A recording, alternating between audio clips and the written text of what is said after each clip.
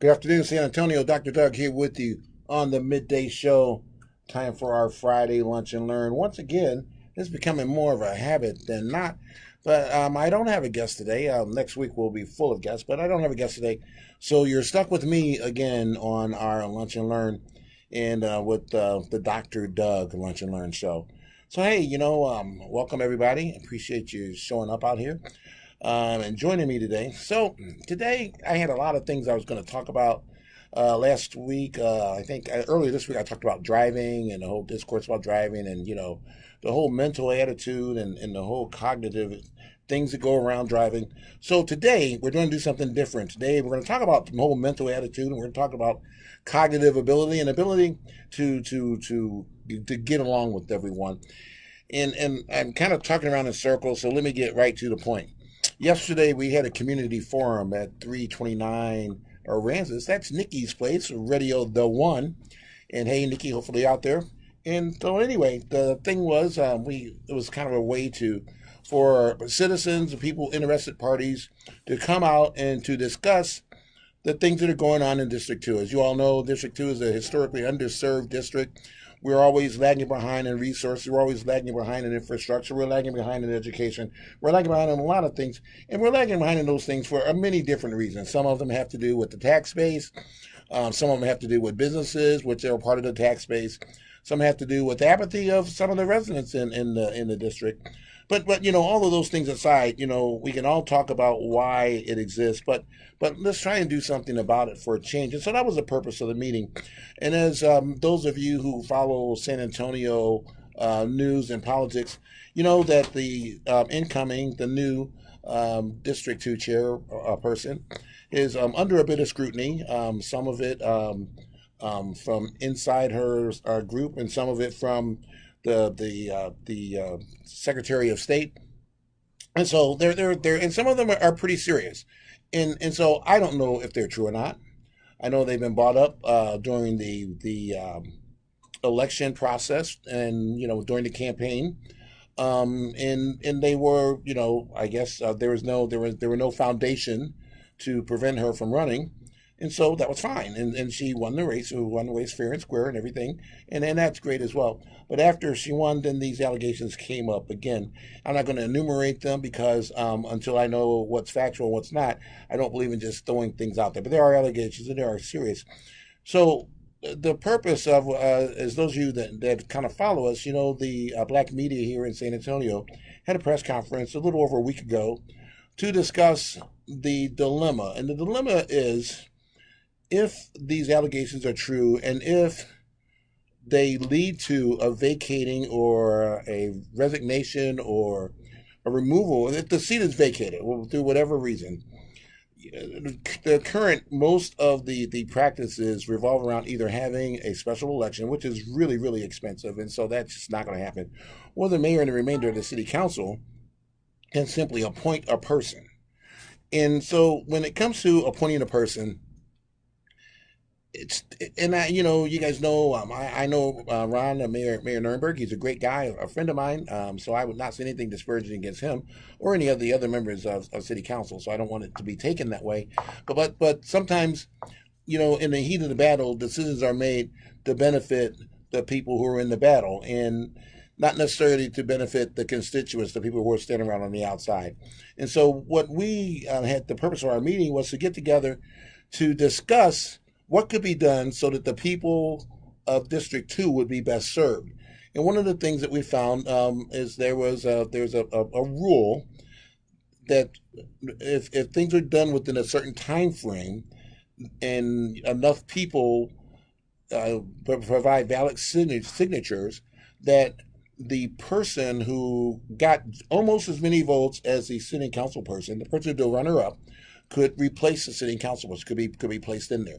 And so we were trying to get all of the information around that process. So in the event that something happened, that we would be able to, have this person the runner up, because based on the input from the citizens of District 2, and he would be the next logical choice.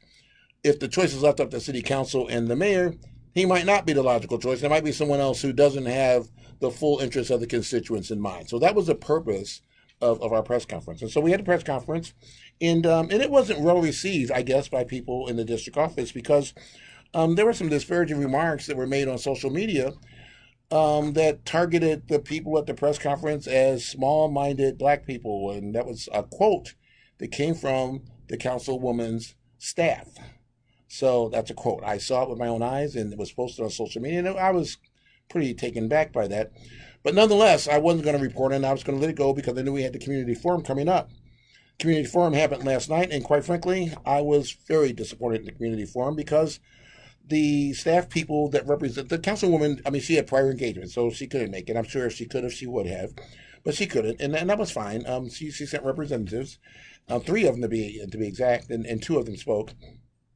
But the one in particular, the communications person, was dismissive. He was put off this. He was insulting. I mean, I've got more experience than her entire staff put together when it comes to doing political campaigns and this kind of stuff. And so, in running public offices, I mean, I've been a lobbyist for several years, and I've worked with Ruth, and I've worked with all kinds of people. So, met presidents, and so so the thing of it is that just the way that they talked to us was kind of like we were uneducated group of people, which is not the case whatsoever.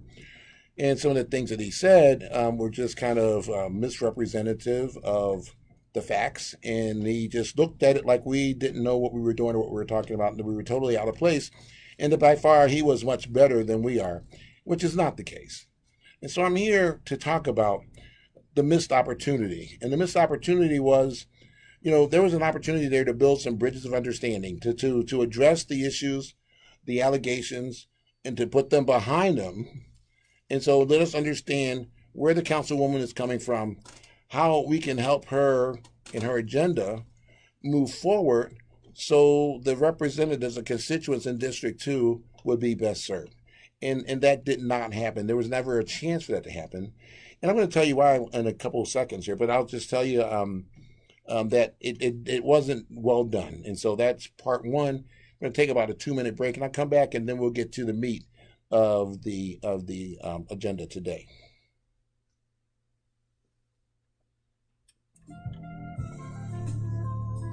What's up, Steve? Halfway up now. Doing all right? Fantastic. All right. Okay. How long is your session? I'm going to be on for about another 15, 20 minutes. Okay, well, I'm going to go to lunch. Okay.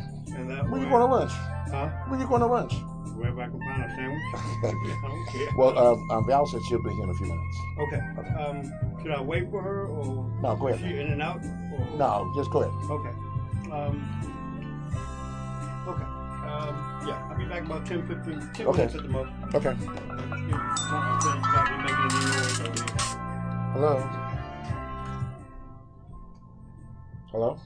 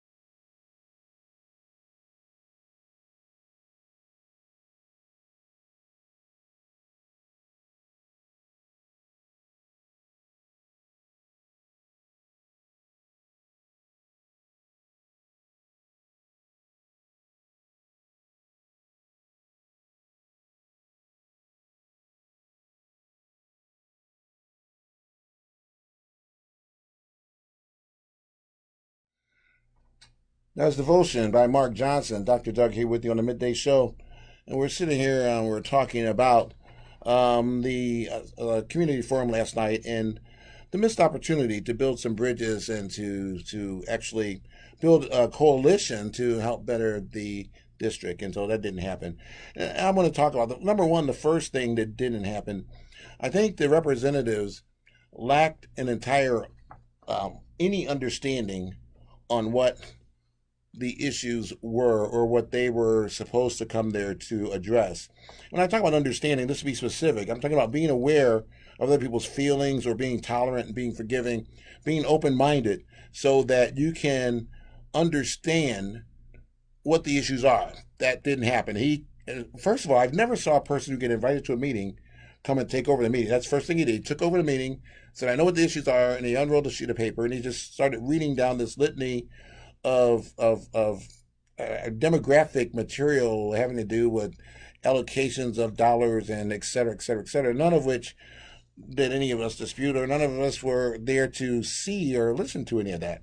So, and if he would have watched the press conference, he would have understood what he should have been prepared to talk about, but he was not prepared to do that. So that was missed opportunity number one.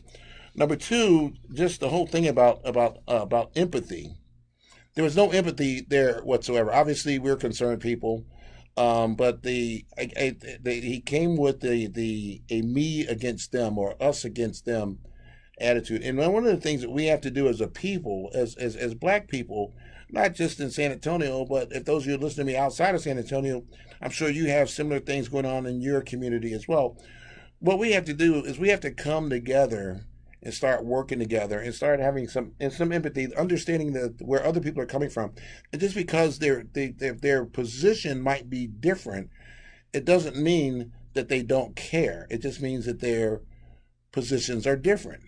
And when you have opposing positions, fight or flight is not the way to handle it. The councilwoman, she took flight, and her representatives, they chose to fight. And neither are productive, lead to productive outcomes. What should have happened is we could have sat down like professional people that all of us are and discussed the issues get down to, a gnat's hair, if so to speak. Get down to the granular fine points of what's going on, address them one by one so that we all have a better understanding.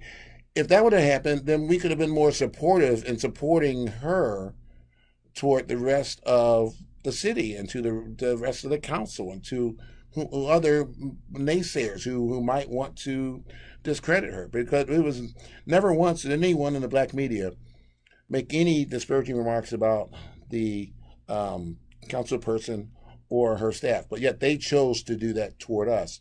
And that's just that can just never happen. There's never going to be any kind of a coalition or cohesion or understanding or productive outcome when you have that, when they're building walls and not bridges. What we're trying to do, we want to build a bridge.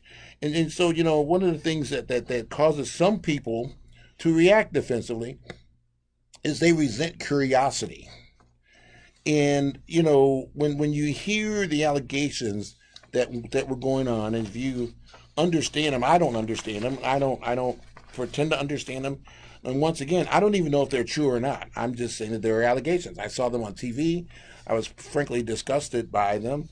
And I was disgusted not at the council person or a staff, but I was just disgusted that, once again, here we go, there's another controversy in District 2 that could lead to us replacing another person. And that's a problem.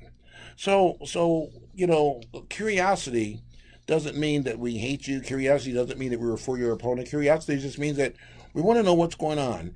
And if there is something there that to be concerned about, then let's get it out in the open and let's find out what we can do to help strengthen your position. And if the position is such that they're irreconcilable and you have to leave, then wouldn't you want what's best for the constituents, for the people who are remaining after your term is vacated, if it is vacated?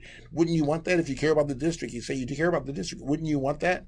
So that's all we were out trying to do, either to support you, and if we couldn't support you because things are done and they're beyond help, then okay, then let's figure out what we need to do going forward.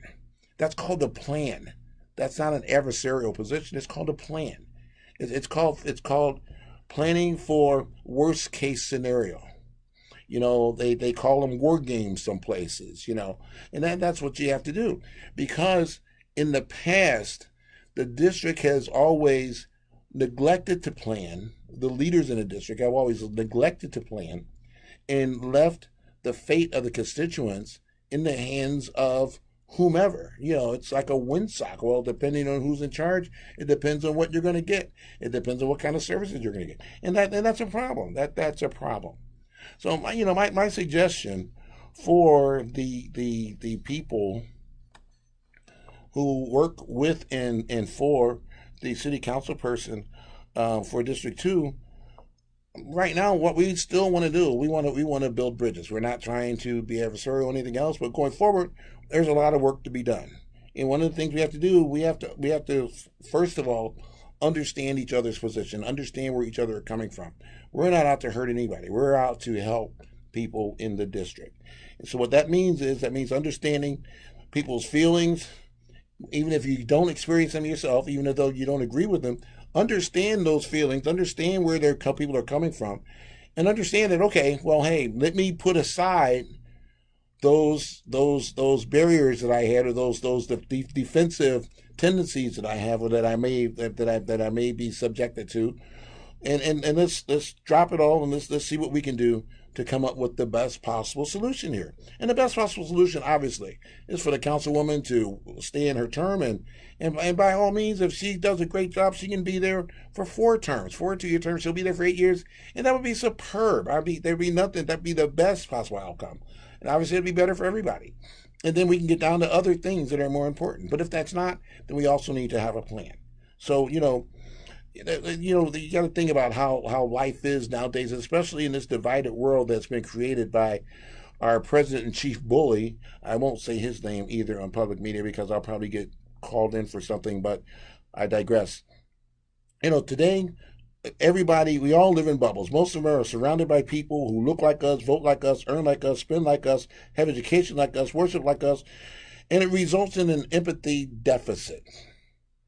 So step outside of the bubbles, and we'll step outside of our bubbles. And we thought we were trying to do that. Obviously, we didn't do a good enough job of it because the impression you got was not the impression we were trying to give. So we each of us, we have to step outside of our bubbles and have some empathy, more empathy.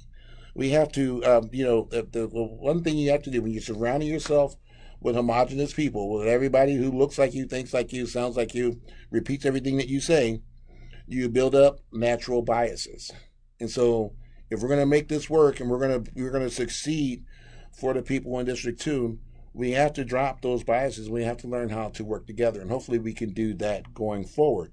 Hopefully we can develop some empathy. We can develop, okay, I understand now where they're coming from. I understand where she's coming from. I understand their background much better. I understand all those kind of things. And to gain that understanding, we were talking about understanding before, you have to talk to people. You have to try to look at things from the other person's point of view. Find out where we have similarities, and let's put together a force for a shared cause. And you start that by, number one, admitting that, hey, I'm biased. Yes, I am biased. I'm biased because I see these allegations and I don't know what they mean, and no one's explaining them. They're just attacking back toward people who are asking questions, who are demonstrating curiosity. Be honest with yourself. If those things are true, then come forward and say they're true, and then let's see what we can do to fix that. Okay, because no one's perfect. If you go inside anybody's background, you're going to find all kinds of skeletons. There's not a single person around, and the person who's president of the United States is one example of that. Anybody who's under a microscope, you're going to find cause to criticize them for something. None of us are perfect. The only perfect one is our Savior Jesus Christ, and He ain't here. Okay, so stand up for others. Stand up for others. Go out there and say, you know what? Instead of going to talk to the Express News and KenSat, I'm going to go and I'm going to interview with some of the black media. I'm going to go on the Nikki show. I'm going to go on the Dr. Doug show. I'm going to go and talk to Carl with Blacks in San Antonio, whatever it is. Stand up for others, and let's create a unified front. And then lastly, we got to be open. We have to have open minds and understanding that we need to be more open to differences and just have more of an open mind. That's an important thing if we're all going to get through this. Right now, there's all kinds of things going on, and that's why I'm going to do this podcast or this Facebook, this Lunch and Learn, because I wanted to make sure that everyone understands where, from my perspective, where we're coming from. So, if people in the uh, city council's District Two's office were offended by some things that were said or done, I'll apologize for the group. I'll apologize for myself because that was never the intention. But, if I got to apologize, I'll apologize. I apologize a lot, and I mean that from the bottom of my heart. Um, but the other thing is, too, is, I guess if you want forgiveness, you have to give forgiveness. And so, like there are no grudges. There's nothing anybody has against the reigning council person or her staff. What we want to do is we want to do what's best for District 2. And, when you think about this, we need to learn how to treat those that are around us with acceptance, love, and respect. And if we do that, that's going to create us leading from a point of perspective of hope and not fear. And that's what we need to do. And it just starts with the small act of kindness, just kind of like reaching out, coming on someone's show, making time to return a phone call. But anyway, whatever it is, let's take this from going forward and let's start building bridges of understanding so that we can work together for what's best for the citizens of District 2. This is Dr. Doug. It's been our Lunch and Learn today. Thank you for tuning in. Appreciate each and every one of you. And we'll be back in a few.